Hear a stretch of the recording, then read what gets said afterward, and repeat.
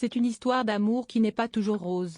Ce mercredi 14 mai, le magazine Libération a dévoilé dans une page un portrait consacré à Louis Sarkozy.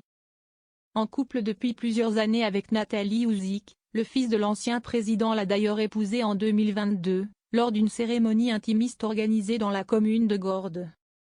Et si les deux tourtereaux restent très discrets sur leur vie à deux, la jeune femme d'origine yougoslave a pourtant accepté de faire quelques rares confidences sur le sujet.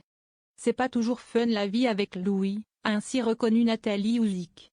Pour cause, étant un véritable passionné d'histoire et de politique, le fils de l'ancien président de la République passerait la plupart de son temps à partager avec son épouse ces sujets qui lui tiennent tant à cœur.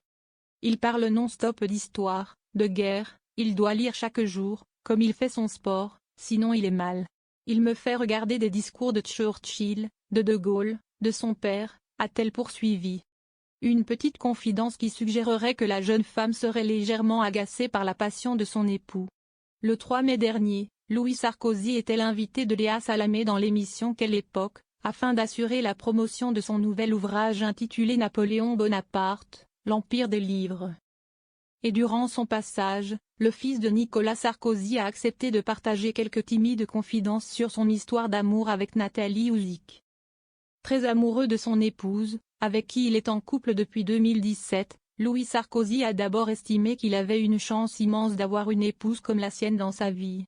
Et s'il vit le parfait amour avec elle depuis de nombreuses années maintenant, il l'aurait d'ailleurs embrassée durant une journée mémorable.